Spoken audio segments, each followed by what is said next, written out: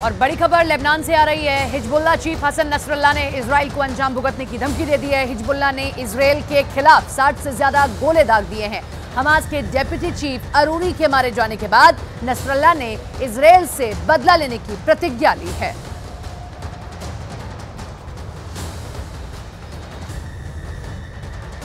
Number 1 channel का ये number 1 show साजिश आप देख रहे हैं। मैं हूं आपके साथ सपना शुक्ला। साजिश में हम आज सबसे पहले बात हिजबुल्लाह की करने वाले हैं, जिसको लेकर बड़ी खबर मिल रही है। हिजबुल्लाह चीफ हसन नसरल्लाह ने इजराइल के खिलाफ एक्शन लेने की बात कही और इसे देखते हुए हिजबुल्लाह के लड़ाके ही बहुत ज्यादा डरे हुए हैं। इन लोगों को डर है कि अरूरी को जिस तरह से इजराइल ने बेरूत में घुस कर मारा, कहीं नसरल्लाह का भी वही हश्र ना हो जाए।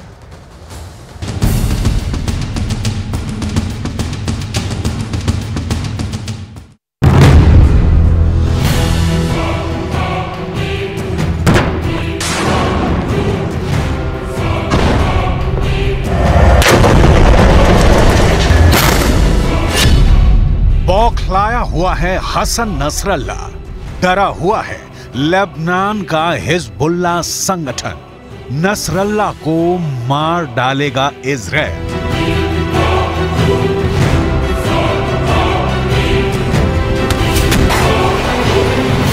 हसन नसरल्लाह इजराइल का दुश्मन नंबर 2, हिजबुल्लाह का चीफ। इजराइल के खिलाफ नसरल्लाह ने हमले का ताजा ऑर्डर जारी किया है।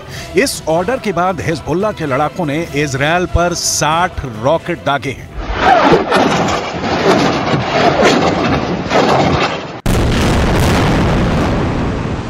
التعزية بأخينا الحبيب والعزيز القائد الكبير الشيخ صالح نائب رئيس المكتب السياسي لحركة حماس ورفاقه القادة والكوادر في القسام وفي حماس الذين استشهدوا بالأمس في عدوان إسرائيلي فاضح على الضاحية الجنوبية لبيروت.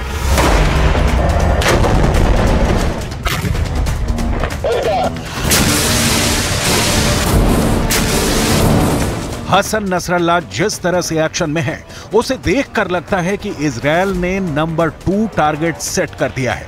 हमास का खात्मा करते करते इजराइल लेबनान में हिजबुल्लाह के लड़ाकों को चुन चुन कर मारने वाला है।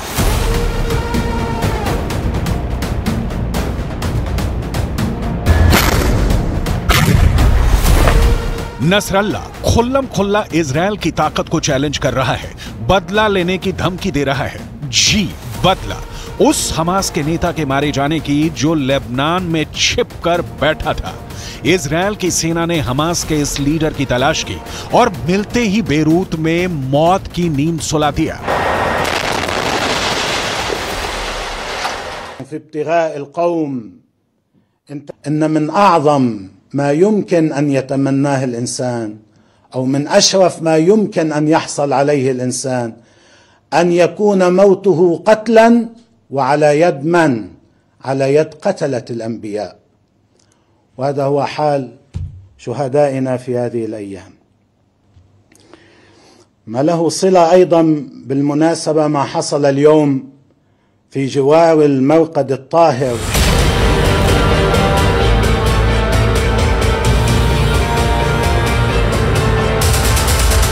आपको आगे दिखाएंगे कि हिजबुल्लाह संगठन ने इजराइल के क्रोध से बचने के लिए कौन सी प्लानिंग की है। लेकिन उससे पहले यह जानना बहुत जरूरी है कि जब नसरल्लाह ने कहा कि इजराइल को छोड़ेंगे नहीं, तो इजराइल ने क्या प्रतिक्रिया दी है।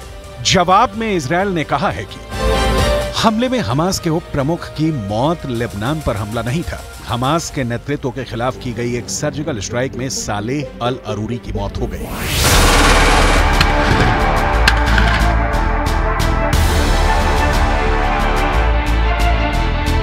2006 के बाद यह पहली बार है जब इजराइल की फौज लेबनान में घुसी और अरूरी को मार डाला।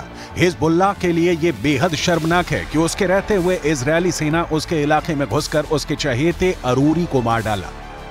हसन नसरल्लाह के बारे में आप जानेंगे तो आपको अंदाजा लगाने में मुश्किल नहीं होगी कि अब नसरल्लाह का अगला कदम कितना खून बहाने वाला होगा।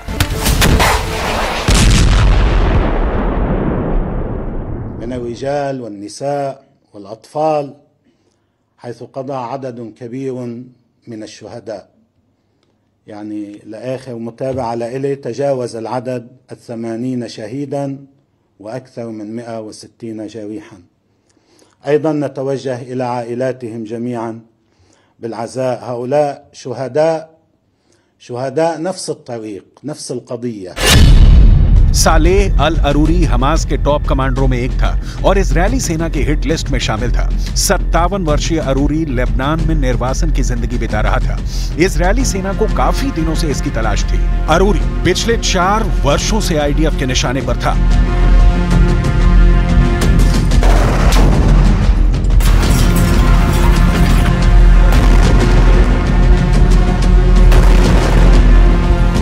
मौका मिलते ही अरूरी को इजरायली सेना ने मार डाला। कहा जा रहा है कि अरूरी इजरायल के ड्रोन हमले में मारा गया। अरूरी हमास और हिजबुल्लाह के बीच एक कड़ी था। अरूरी के संपर्क सूत्रों के चलते ही हिजबुल्लाह उसका खुलकर समर्थन करता रहा, लेकिन इजरायल ने नसरल्लाह के सबसे करीबियों में से एक को मार उसे बहुत बड़ा झटका दे दिया है। लिहाजा नसरल्लाह बदले की आग में जल रहा है। इजरायल के भय से नसरल्लाह बाहर सार्वजनिक रूप से नहीं दिखता, लेकिन उसके बारे में जो जानकारी है वो ये है कि हसन नसरल्लाह एक शिया आलिम मतलब धार्मिक विद्वान है जो लेबनान में हिजबुल्लाह ग्रुप के प्रमुख हैं। इस प्रमुख को इस समय लेबनान के सबसे अहम राजनीतिक दलों में गिना जाता है, जिसकी अपनी सशस्त्र विंग भी है। हसन नसरल्लाह लेबनान के साथ साथ दूसरे अरब देशों में भी लोकप्रिय है। ईरान और अली खामनेई के साथ बहुत निकट के और विशेष संबंध है।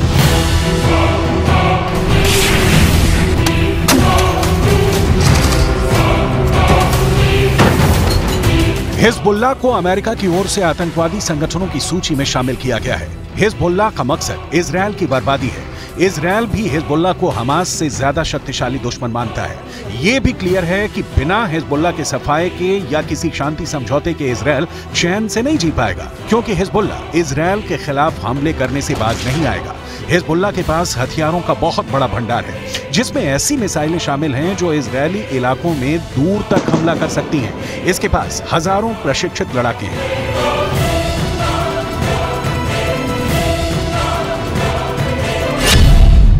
इजरायल के मुताबिक हिजबुल्लाह के करीब 45,000 लड़ाके हैं। हिजबुल्लाह के पास 1,20,000 से 1,30,000 मिसाइलें हैं। इनमें तमाम लंबी दूरी तक मार करने वाली भी शामिल हैं। इसके अलावा हिजबुल्लाह के पास एंटी टैंक हथियार, मानव रहित ड्रोन, एंटी शिप मिसाइलें और हवाई रक्षा प्रणाली मौजूद है।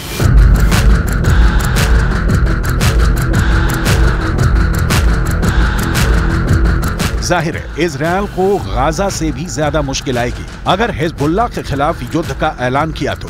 लेकिन मुश्किल है कि हिजबुल्लाह को रोकने के अलावा इजरायल के पास दूसरा कोई विकल्प नहीं है। यही वजह है कि इजरायली प्रधानमंत्री बेंजामिन नेतन्याहू ने कह रखा है कि अगर हिजबुल्लाह इस विवाद में दूसरा मोर्चा खोलता है तो उसको अकल्पनीय जवाब दिया जाएगा।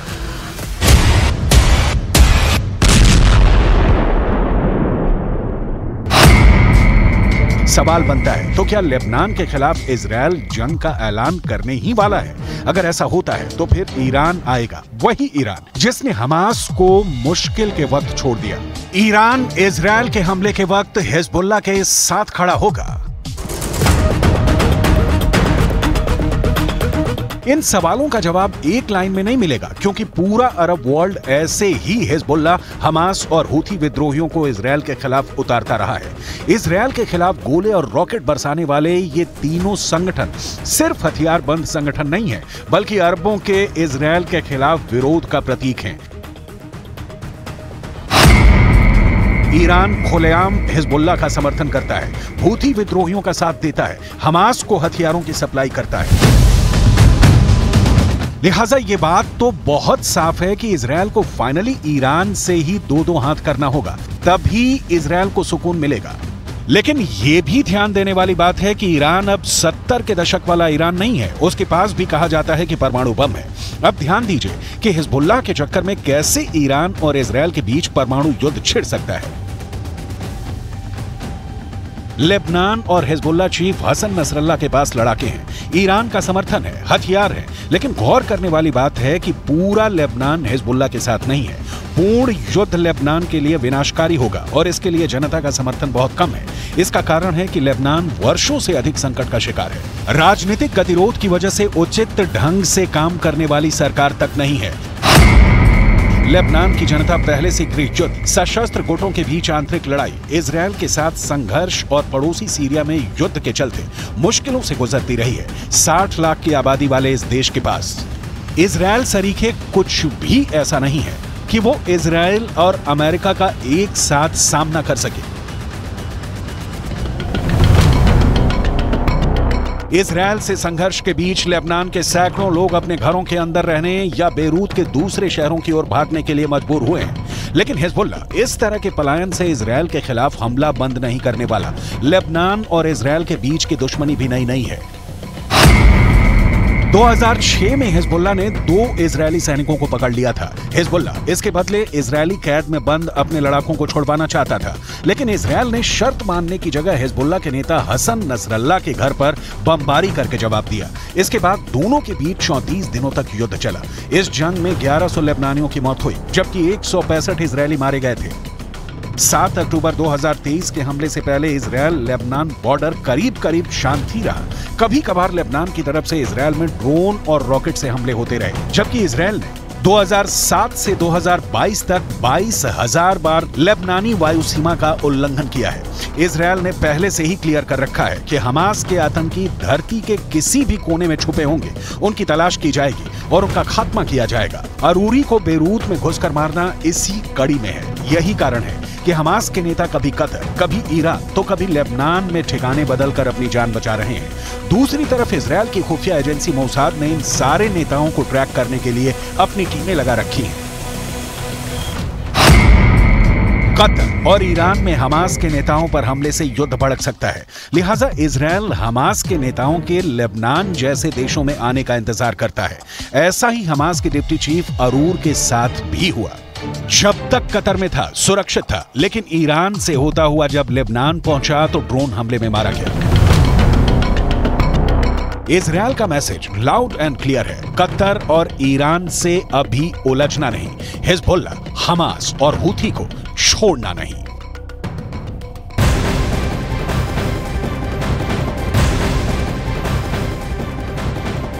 खबर के मुताबिक पिछले 24 घंटे में इजरायली सेना ने जमीन और आकाश से पूरे गाजा पर भयानक हमले किए हैं। फिलिस्तीनी प्रशासन के मुताबिक इजरायली हमलों में गाजा में 100 से ज्यादा फिलिस्तीनियों की मौत हुई है, जबकि करीब 300 फिलिस्तीनी घायल हो चुके हैं। बीते 24 घंटे के अंदर इजरायल ने पूरी गाजा पट्टी में कोहराम मचा रखा है। हालांकि हमास ने यह दावा भी किया है कि इजरायली सेना को भारी नुकसान पिछले 24 घंटे में पहुंचाया गया है। अब यह लगभग तय हो चुका है कि साल 2024 गाजा के लिए काल बनकर आ गया है। भारी नुकसान झेलने के बाद इजरायली सेना बुरी तरीके से बौखला गई है। हमास ने इस वक्त मध्य गाजा, दक्षिणी गाजा के खान यूनिस में इजरायली सेना पर भीषण हमले शुरू कर दिए हैं।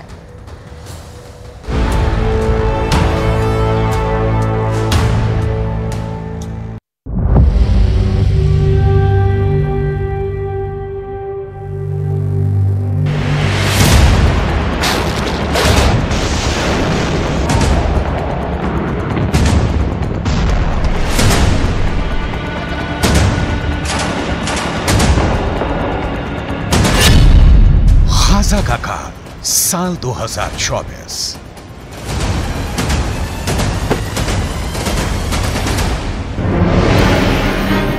गाजा युद्ध को लगभग 3 महीने होने जा रहे हैं, लेकिन अभी तक इजरायल की आईडीएफ गाजा से हमास लड़ाकों का सफाया नहीं कर पाई है। हालांकि पिछले 36 घंटों में इजरायली सेना ने हमास के लड़ाकों के साथ साथ 200 से ज्यादा फिलिस्तीनियों को मार डाला है। हैरानी की बात तो यह है कि इजरायली सेना पर पिछले 2 हफ्तों से अचानक हमास के लड़ाकों ने उत्तरी गाजा और दक्षिणी गाजा में जबरदस्त हमले शुरू कर दिए हैं। साल के आखिरी दिन 31 दिसंबर 2023 को हमास की तरफ से जारी किए गए इस वीडियो को देखिए, जिसमें हमास के लड़ाके इजरायल के टैंक, बख्तरबंद लड़ाकू वाहनों पर बेहद पास से हमले कर रहे हैं।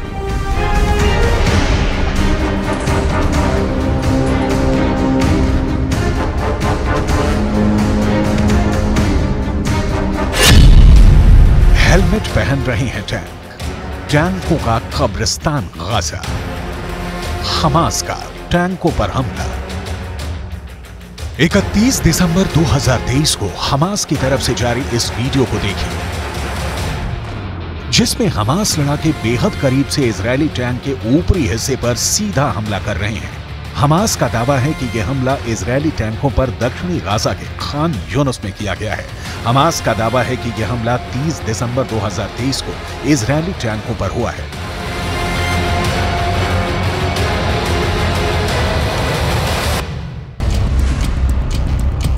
इजरायल के टैंकों पर चुन चुन कर हमले हो रहे हैं क्योंकि इजरायल का मरकावा टैंक हमास और गाजा का काल बन चुका है। इजरायल इन्हीं टैंकों से अब तक 800 से ज्यादा सुरंगें तबाह करने में मदद कर चुका है। यही वजह है कि अब हमास इजरायल के टैंकों पर बेहद पास से हमले कर रहा है। कई बार तो मुश्किल से 20 से 25 फीट की दूरी से हमास हमले कर रहा है। हमास के रॉकेट इजरायली टैंकों के हैच वाले यानी ऊपरी हिस्से पर सीधा हमला कर रहे हैं, जिसकी वजह से टैंक बर्बाद हो रहे हैं।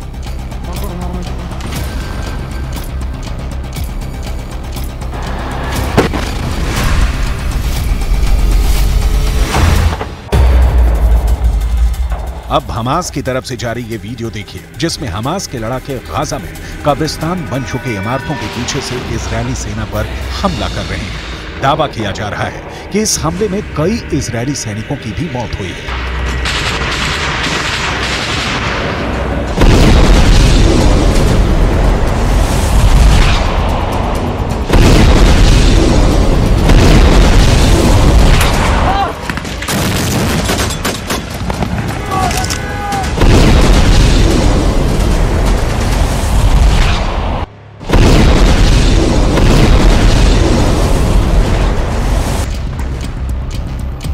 इसी तरह से हमास ने 28 दिसंबर 2023 को इजरायली सेना पर मध्य गाजा में ब्यूरिस शरणार्थी शिविर इलाके में इजरायली सेना पर हमला किया है।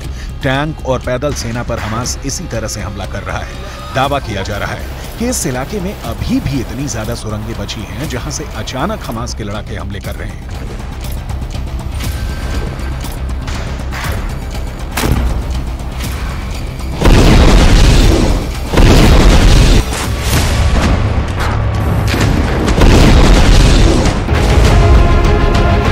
इसी तरह से हमास के लड़ाकों ने 27 दिसंबर 2023 को एक ही हमले में 12 से ज्यादा इजरायली सैनिकों को मारने का दावा किया है। हमास का ये वीडियो किस जगह का है ये तो नहीं पता, लेकिन वीडियो में इजरायली सेना पर हमास के लड़ाकों के हमले साफ देखे जा सकते हैं। यही वजह है कि इजरायली सेना के मरकावा टैंक के ऊपर शील्ड लगाई जा रही है ताकि टैंकों को तबाह होने से बचाया जा सके। इजरायल की मौत बना हमास का सुरंग युद्ध। अब तक इजरायल के 480 से ज्यादा सैनिक मारे जा चुके हैं। इसकी सबसे बड़ी वजह हमास की वो सुरंगें हैं जो अभी तक इजरायल तबाह नहीं कर पाया है। हालांकि नेतन्याहू पिछले हफ्ते गाजा पहुंच गए थे और उन्होंने इजरायली सेना के कमांडर्स और सैनिकों के बीच काफी वक्त बिताया। नेतन्याहू ने साफ कह दिया है कि अब किसी भी कीमत पर गाजा युद्ध नहीं रुकेगा, चाहे भले ही गाजा युद्ध लंबा चले। अगर हम गाजा में फिलिस्तीनियों और हमास के लड़ाकों पर नजर डालें तो तस्वीरों और आंकड़ों से बिल्कुल साफ हो जाता है कि इजरायल ने गाजा को पूरी तरह से कब्रिस्तान बना दिया है। गाजा में 70% से ज्यादा इमारतें तबाह हो चुकी हैं। 19 लाख फिलिस्तीनी शरणार्थी बन चुके हैं। भूखे, प्यास, बीमारी और बमों के हमलों ने गाजा में फिलिस्तीनियों को साक्षात नरक में पहुंचा दिया है। जरा ये आंकड़े देखिए। 7 अक्टूबर से अब तक गाजा में इजरायली सेना ने 22,000 से ज्यादा हमले किए हैं, जिसकी वजह से गाजा की 70% इमारतें खंडहर हो चुकी हैं। यूएन के आंकड़ों के मुताबिक पूरे गाजा पट्टी में 3,55,000 से ज्यादा इमारतें तबाह और बर्बाद हो चुकी हैं, जिसमें कोई रह नहीं सकता है। इसके अलावा स्कूल, कॉलेज की 370 से ज्यादा इमारतें पूरी तरह से इजरायली हमलों में जमीन में दफन हो चुकी हैं, जो इजरायल के खौफनाक हमलों का जिंदा सबूत है। 7 अक्टूबर 2023 से अब तक गाजा पट्टी में इजरायली सेना ने हमास के ठिकानों पर जबरदस्त हमले किए हैं, जिसकी वजह से 230 से ज्यादा मस्जिदें और पूजा घर गाजा पट्टी में तबाह और बर्बाद हो चुके हैं। गाजा में सबसे भीषण और दर्दनाक हमले इजरायल ने अस्पतालों पर भी किए हैं, क्योंकि इन्हीं अस्पतालों के नीचे हमास की दर्जनों सुरंगें हमास का हेडक्वार्टर और अड्डे बने हुए थे। हमास इन्हीं अस्पतालों की आड़ में इजरायली सेना पर हमला कर रहा था। इजरायल ने ऐसे 36 में से 26 अस्पतालों को जबरदस्त बमबारी में तबाह कर डाला है। गाजा में रोटी के लिए लोग तरस रहे हैं। 20 से 23 लाख लोगों को रोटी नहीं मिल पा रही है क्योंकि इजरायली सेना ने 11 बड़ी बेकरी तबाह कर डाली है। पूरे गाजा में 17 लाख से ज्यादा फिलिस्तीनी शरणार्थी बन चुके हैं। हालात ये है कि उत्तरी गाजा की 90% जनता भाग गई है। अब तक के आंकड़ों के मुताबिक 21,822 से ज्यादा फिलिस्तीनी मारे जा चुके हैं, जो साबित करता है कि हमास को इजरायल पर हमले की भारी कीमत चुकानी पड़ रही है। हैरानी की बात तो यह है कि इजरायल के हमलों में मारे गए कुल फिलिस्तीनियों में से 47% मरने वाले बच्चे ही हैं।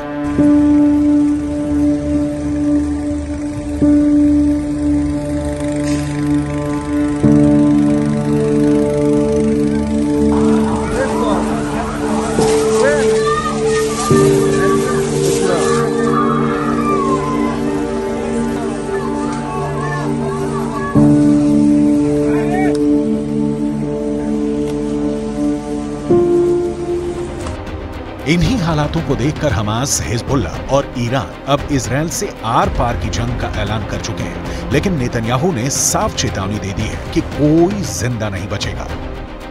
לוחמים על הקרקע, לפעמים גם מתחת לקרקע, ויש לנו עיניים בשמיים. אנחנו אומרים למחבלי החמאס, אנחנו רואים אתכם ואנחנו נגיע אליכם. אנחנו ממשיכים במלחמה, מעמיקים את הלחימה בדרום הרצועה ובמקומות אחרים. אנחנו נלחמים עד הסוף, ובעזרת הטכנולוגיה המתקדמת ביותר. उत्तरी गाजा पर इजरायली वायुसेना के लड़ाकू विमानों ने हजारों बम गिराना शुरू कर दिया।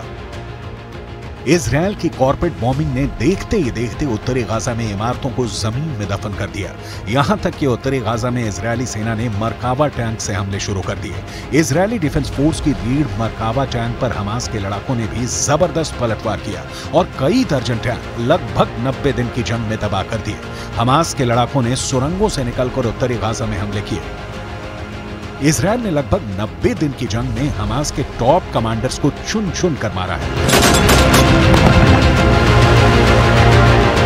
अब तक 100 के करीब हमास के कमांडर मारे जा चुके हैं। लेकिन जिस तरह से हमास गाजा में पलटवार कर रहा है, उससे साफ हो चुका है कि साल 2024 गाजा के लिए बहुत विनाशक साबित होने जा रहा है।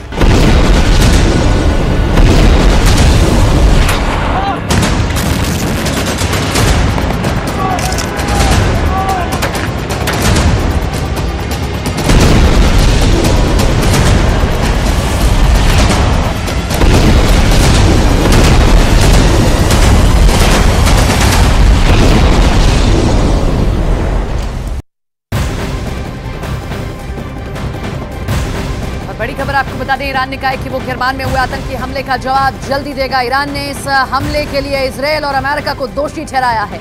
इस हमले की जिम्मेदारी ISIS ने ली है। किरमान में आत्मघाती धमाके हुए थे जिसमें मरने वालों की तादाद 91 पहुंच चुकी है। ईरान ने कहा कि वो इस हमले के लिए जिम्मेदार ताकतों को छोड़ेगा नहीं। तो आपको बता दें कि किस तरीके से किरमान की ओर से ये पूरा बयान सामने आया। अब ईरान ने अब तक जो भी धमकी दी उसे इजरायल और अमेरिका बहुत ज्यादा परेशान है। यमन का मिलिशिया हूती अब ईरान की इसी इरादे को पूरा करना चाहता है। हूती विद्रोहियों ने अमेरिका से कह दिया है कि अगला हमला बहुत खतरनाक होगा। वहीं अमेरिका कैसे बचेगा, इसके लिए वो भारत के कमांडो ऑपरेशन से बहुत कुछ सीख सकता है।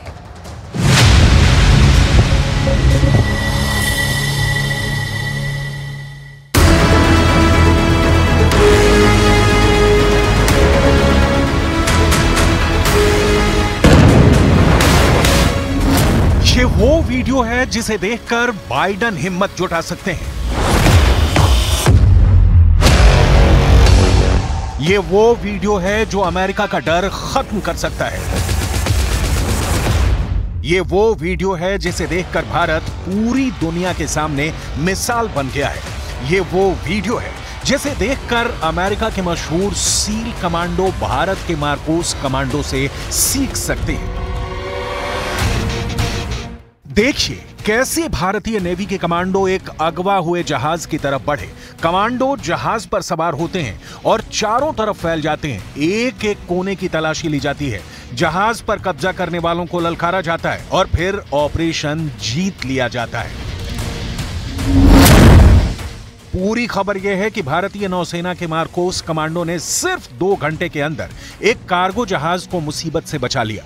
मार्कोस यानी मरीन कमांडोज, इस फोर्स ने सोमालिया के समुद्री लुटेरों में दहशत पैदा कर दी। भारत की इस कमांडो टीम ने ऐसा ऑपरेशन चलाया कि समुद्री लुटेरे भाग खड़े हुए और कार्गो जहाज पर बंधक बनाए गए 21 लोग छुड़ा लिए गए। इस कमांडो ऑपरेशन में भारतीय नौसेना ने उत्तरी अरब सागर में लाइबेरिया के झंडे वाले मर्चेंट शिप MV लीला शिप को बचाकर दिखाया है। इस कमांडो एक्शन में इंडियन नेवी की स्पेशल समुद्री कमांडो फोर्स मार्कोस पूरी दुनिया को बता रही है कि समंदर में दुश्मनों से कैसे लड़ा जाता है। ये जान की बाजी लगाने जैसा है, दुश्मन की गोलियों का सामना करने जैसा है। भारत ने इस जहाज को बचाने के लिए पूरी ताकत लगा दी। लाइबेरिया के झंडे वाले मर्चेंट शिप MV लीला शिप को बचाने के लिए सिर्फ मार्कोस कमांडो ही तैनात नहीं किए गए, इसमें P-8I टोही विमान भी शामिल रहा। इसमें अमेरिका से ही खरीदा गया MQ-9B प्रीडेटर ड्रोन भी शामिल हुआ। ऑपरेशन से पहले, ऑपरेशन के दौरान जहाज पर बराबर नजर रखी गई और फिर जब भारत के मार्कोस ने MV लीला जहाज पर चढ़ाई की तो जीत भारत की हुई।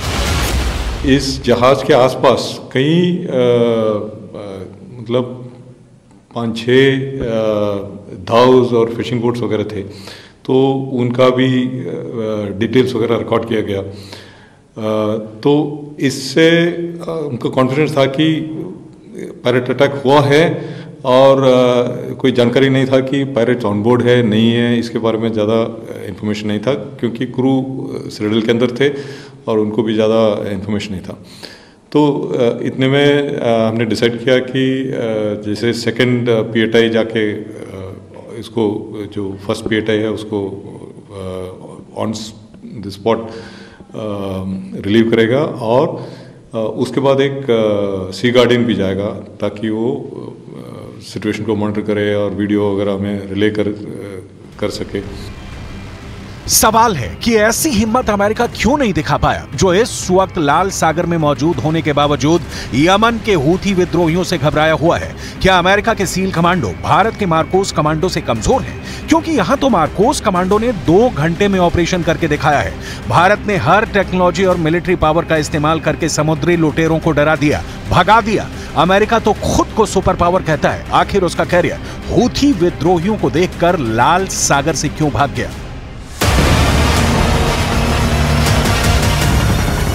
जब गाजा में इजरायल की बमबारी चल रही है, जब लेबनान बॉर्डर पर इजरायल और हिजबुल्लाह की टक्कर हो रही है, तब हिंद महासागर के एक पश्चिमी कोने में इस वक्त तूफान मचा हुआ है। हालात बहुत ज्यादा खराब है और अब यहां युद्ध का ऐसा खतरा है कि सवाल खड़े होने लगे हैं कि क्या अमेरिका यमन के हूथी विद्रोहियों से डर गया है? यह सवाल इसलिए क्योंकि उसके फैसले तो यही साबित करते हैं। इस वक्त अमेरिका को एशिया के 3 इलाकों में चैलेंज मिल रहा है। चैलेंज नंबर 1 अरब सागर, चैलेंज नंबर 2 आदेन की खाड़ी, चैलेंज नंबर 3 लाल सागर। इस वक्त हूथी विद्रोही लाल सागर में इजरायल से जुड़े जहाजों को टारगेट बना रहा है। इसीलिए अमेरिका ने अपनी नौसेना लाल सागर में तैनात की हुई है। यमन के हूथी विद्रोहियों ने कह दिया है कि जो भी लाल सागर में अमेरिका के साथ आएगा उस पर हमला जरूर होगा।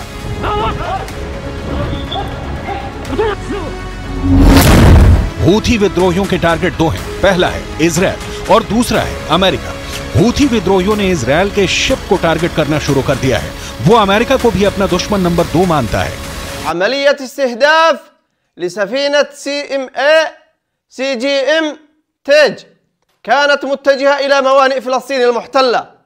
إن عملية الاستهداف جاءت بعد رفض طاقم السفينة الاستجابة لنداءات القوات البحرية اليمنية بما في ذلك الرسائل التحذيرية النارية. हूथी विद्रोही लगातार इजरायल पर हमला कर रहे हैं। वो क्रूज मिसाइल भी फायर कर रहे हैं। बैलिस्टिक मिसाइल से भी इजरायल के दक्षिणी इलाके पर अटैक कर रहे हैं। साथ में इजरायल और अमेरिका को लगातार धमकियां दे रहे हैं।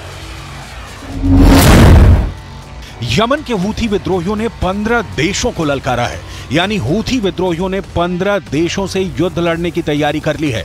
इसमें अमेरिका और इजरायल के अलावा ऑस्ट्रेलिया है, कनाडा है, बहरीन है, यूरोप के Belgium, Denmark, Germany, Italy, the Netherlands और ब्रिटेन के अलावा न्यूजीलैंड है। जापान है, दक्षिण कोरिया है और सिंगापुर भी। ये अमेरिका को जवाब है जिसने लाल सागर को हूथी प्रूफ बनाने के लिए ऑपरेशन प्रॉस्पेरिटी गार्डियन की शुरुआत की है। واضحا ومعلنا للدول التي تفصل جغرافيا بيننا وبين فلسطين المحتلة لتفتح منافذ مرور وعبور برية ليتحرك مئات الآلاف من أبناء شعبنا للجهاد في فلسطين. هذا هو جهاد مقدس وعمل عظيم وموقف حق.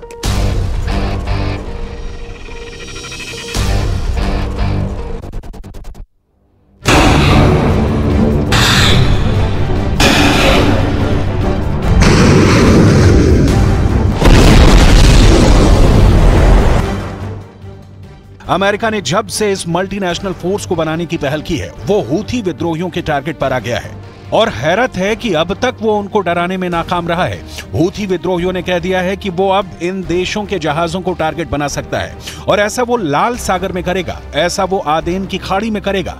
ये वो देश हैं जो अमेरिका के उस गठबंधन का हिस्सा बन चुके हैं जो लाल सागर में हूथी विद्रोहियों के हमले को नाकाम करना चाहते हैं और इसके लिए ये गठबंधन यमन पर हमला करने की भी धमकी दे रहा है।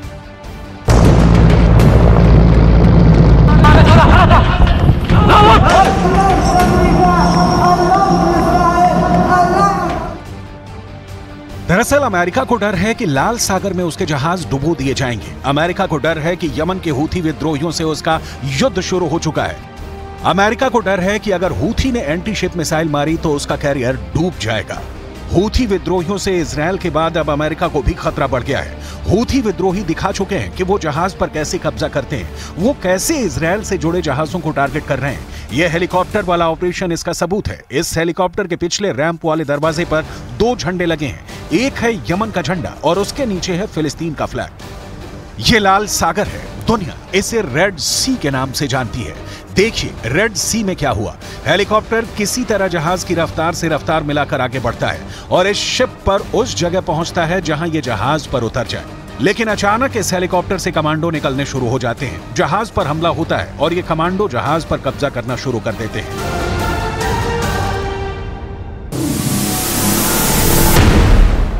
AK-47 और बाकी हथियारों से लैस ये कमांडो जहाज पर आगे बढ़ते हैं। हेलीकॉप्टर फौरन जहाज से उड़ जाता है। क्या हो रहा है किसी को नहीं मालूम। ये कमांडो जल्दी से जहाज के ब्रिज की तरफ बढ़ते हैं। ब्रिज यानी वो जगह जहां से पानी के जहाज को कंट्रोल किया जाता है। शिप के स्टाफ की तरफ राइफल तान ये सभी हमलावर जहाज के ब्रिज में दाखिल होते हैं और फिर क्रू मेंबर हैंड्स अप करके हमलावरों की स्क्रीन के आगे सरेंडर कर देते हैं।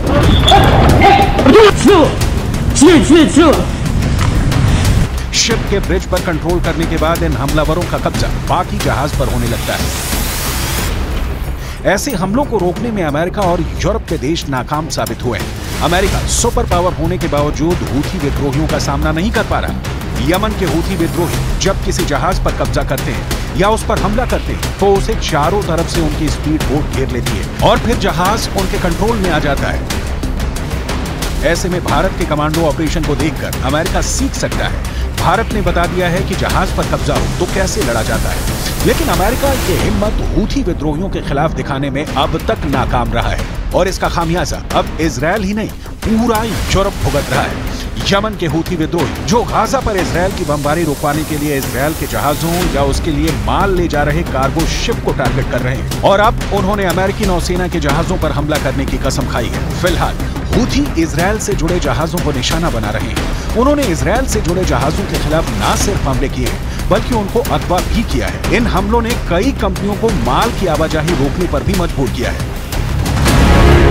इसी वजह से अब कार्गो जहाज अदन की खाड़ी और लाल सागर के करीब भी नहीं आना चाहते हैं। यहीं से एशिया की तरफ से यूरोप को रास्ता जाता है। दुनिया की सबसे अहम शिपिंग लेन मिस्र के सुएज कैनाल से गुजरती है। अगर इस शिपिंग लेन की तरफ लाल सागर से होता हुआ जा रहा रास्ता ब्लॉक हो जाता है तो ये रास्ता 6000 किलोमीटर लंबा हो जाएगा, क्योंकि तब समुद्री जहाजों को अफ्रीका का चक्कर लगाकर यूरोप पहुंचना होगा। अगर इजरायल जाना है तो रास्ता 10,000 किलोमीटर तक ज्यादा हो जाएगा।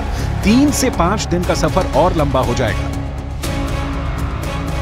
ज्यादा फासला यानी ज्यादा लागत, ज्यादा वक्त और कारोबार पूरी तरह चौपट। यही है यमन के हूथी विद्रोहियों का टारगेट, क्योंकि वो गाजा में बमबारी का बदला इजरायल के जहाजों को बनाकर करना चाहते हैं और ऐसा उन्होंने करना शुरू भी कर दिया है।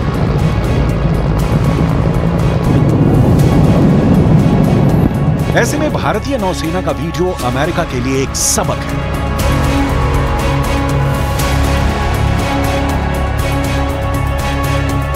ये वीडियो देखकर बाइडेन चाहे तो अपनी नेवी को ऑर्डर दे सकते हैं। ये वीडियो देखकर अमेरिका अपना डर खत्म कर सकता है। ये वीडियो देखकर अमेरिका के मशहूर सीए कमांडो भारत के मार्कोस कमांडो से ऑपरेशन करना सीख सकते हैं। भारत के मार्कोस कमांडो देश के शक्तिशाली कमांडो फोर्स में से एक है।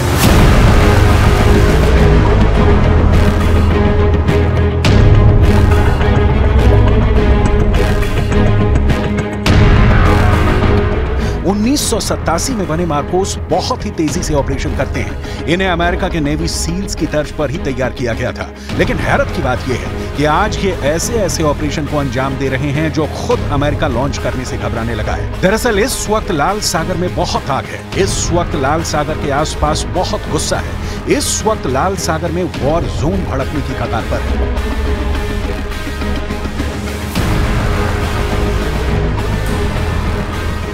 अगले 48 घंटों के अंदर लाल सागर, यमन और इजरायल के बीच इतनी चिंगारी नजर आ रही है कि पूरा पश्चिम एशिया गाजा के बाद दूसरे युद्ध में डूब सकता है।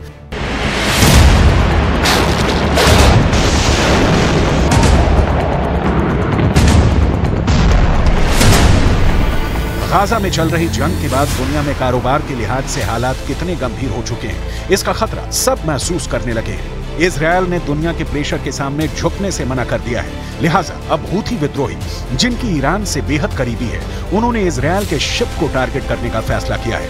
वो जानते हैं कि उनके करीब से गुजरती शिपिंग लेन दुनिया की लाइफलाइन है और यहाँ पर हमला करने का मतलब इजरायल और अमेरिका के गले पर हमला करने जैसा है। Houthi seizure of the motor vessel Galaxy Leader in the Red Sea is a flagrant violation of international law. We demand the immediate release of the ship and its crew, and we will consult with our allies and UN partners as appropriate on next steps. देखा जाए तो अब लाल सागर में America अकेला पड़ गया है, क्योंकि जब अमेरिका घबराया हुआ है तो बाकी छोटे देश कैसे हूथी विद्रोहियों के एंटी शिप मिसाइल का सामना करेंगे? ये सवाल अब बाइडेन से पूछे जा रहे हैं। अमेरिका ने जब से हूथी विद्रोहियों को टारगेट किया है, उसके 10 लड़ाके मार गिराए हैं। तब से कहा जा रहा है कि खून खून हुआ लाल सागर। नए वॉर जोन में अब मचने वाला है महाबवंडर।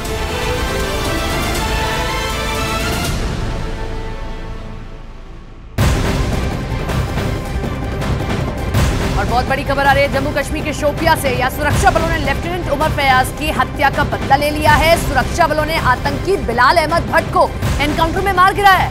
सुरक्षा बलों को लंबे वक्त से आतंकी बिलाल की तलाश थी। शोपिया के छोटी गांव में दहशतगर्द के छिपे होने की सूचना मिलने पर सुरक्षा बलों ने सर्च ऑपरेशन चलाया और मुठभेड़ में आतंकी बिलाल अहमद भट्ट को मार गिराया है। पीओके में आतंकियों का लॉन्च पैड पहली बार कैमरे में कैद हुआ। एलओसी के पास से ऐसी तस्वीरें मिली जिसमें पाकिस्तानी आतंकियों के लॉन्च पैड देखे जा सकते हैं। सेना दावा करती है कि एलओसी की दूसरी तरफ जो गांव हैं, वहां के घरों को आतंकी लॉन्च पैड के रूप में इस्तेमाल कर रहे हैं।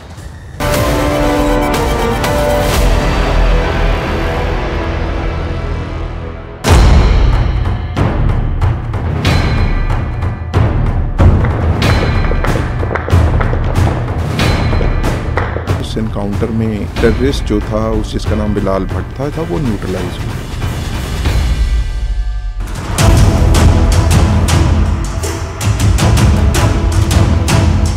लेफ्टिनेंट उमर फयाज की हत्या का बदला सेना ने ले लिया है। सेना के इस अफसर की 2017 में हत्या करने वाले आतंकी को सुरक्षा बलों ने ढेर कर दिया है।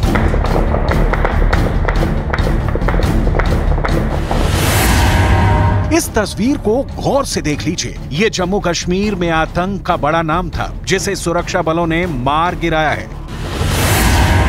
नाम है बिलाल अहमद भट्ट। काम आतंकी वारदात को अंजाम देना। लश्कर-ए-तैयबा का दहशतगर्द। आरोप 2017 में लेफ्टिनेंट उमर फयाज के अपहरण और हत्या में शामिल होने का। इस आतंकी के गुनाहों की लिस्ट बहुत लंबी है। कैसे बिलाल अहमद भट्ट घाटी में आतंक का पर्याय बना, ये सब बताएंगे आपको। लेकिन उससे पहले ये तस्वीर देखिए। जगह जम्मू कश्मीर का शोपिया। सुरक्षा बलों ने पूरे इलाके को घेर रखा है। दोनों तरफ से अंधाधुंध फायरिंग हो रही है। सामने कुछ आतंकी छिपे हैं। आतंकियों से निपटने के लिए जवान दबे पांव आगे बढ़ रहे हैं, लेकिन इसकी भनक आतंकी को लग गई और जवानों पर उसने फायरिंग शुरू कर दी। जवाब में सुरक्षा बलों ने ताबड़तोड़ फायरिंग शुरू कर दी। कई घंटे तक चले ऑपरेशन के बाद सुरक्षा बलों ने आतंकी बिलाल अहमद भट्ट को मार गिराया। सुरक्षा बलों के लिए ये बड़ी कामयाबी है। पुलिस को लंबे वक्त से इसकी तलाश थी। जम्मू कश्मीर में सुरक्षा बलों का आतंकियों के खिलाफ ऑपरेशन जारी है। पुंछ और राजौरी में हुए एनकाउंटर के बाद सिक्योरिटी फोर्स कोई चांस नहीं लेना चाहते। यही वजह है कि इस वक्त घाटी में लगातार सेना का सर्च ऑपरेशन जारी है। एक के बाद एक आतंकी का सेना सफाया कर रही है, लेकिन असली टारगेट तो LOC के पार है।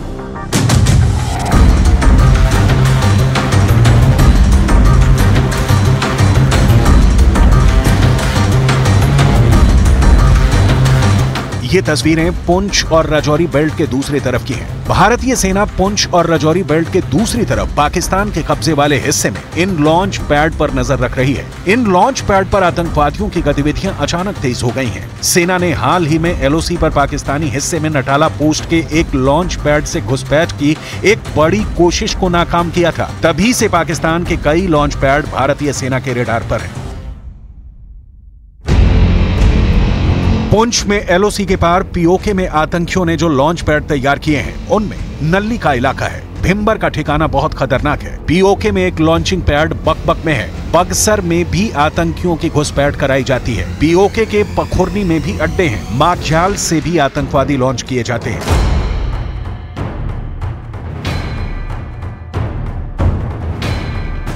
LOC और POK की इंटेलिजेंस से एकदम लेटेस्ट इंफॉर्मेशन मिली। पाकिस्तान आतंकियों को कई ग्रुप में तैयार कर रहा है। इसके लिए पाकिस्तान के ट्रेनिंग कैंप कई क्लस्टर में एक्टिव हैं। रिपोर्ट है कि पाकिस्तान की सेना ने सभी लॉन्च पैड LOC के आसपास तैयार कर दिए हैं।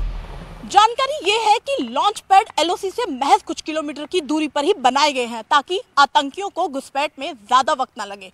सेना ने भी हर लॉन्च पैड पर नजर बनाई हुई है। यहाँ तक कि पाकिस्तान की हर गतिविधियों को इंटेलिजेंस एजेंसियां भी लगातार ट्रैक कर रही हैं।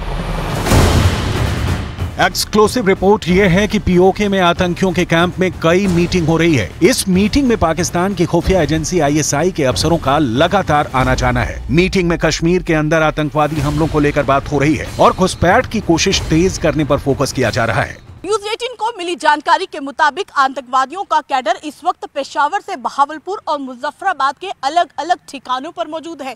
यही नहीं, पाकिस्तान की तरफ से इनको हर संभव मदद मिल रही है। घुसपैठ से पहले इन आतंकियों को मुजफ्फराबाद और कोटली पहुंचा दिया जाता है। आतंकवादियों के ये क्लस्टर मनशेरा में है, मुजफ्फराबाद में है, कोटी में है और मुरीदके के साथ बहावलपुर में है। मनशेरा पाकिस्तान में है और यहाँ बालाकोट, गढ़ी हबीबुल्ला और बतरासी में टेरर कैंप है। मुजफ्फराबाद POK में है और यहाँ चेलाबंदी, सवाई नाला, मुस्करा अक्सर और दुलाई नाला में टेरर कैंप है। कोटली भी POK में है। गुलपुर, सेंसा, बराली और दुंगी में भी आतंकवादियों को ट्रेनिंग मिल रही है। पुंछ और राजौरी में हुए आतंकी हमले के पीछे ऐसे ही आतंकियों और उनकी मदद करने वालों का हाथ बताया जा रहा है। जम्मू कश्मीर में इस वक्त आतंकी संगठन TRF काफी एक्टिव है, यानी द रेजिस्टेंस फ्रंट। इसका ये ग्रुप लंबे वक्त से जम्मू कश्मीर में आतंकी हमलों की प्लानिंग कर रहा है। नए अटैक में जो आतंकी शामिल रहे, उनमें जैश से लेकर लश्कर और हिजबुल का कैडर एक्टिव रहा है।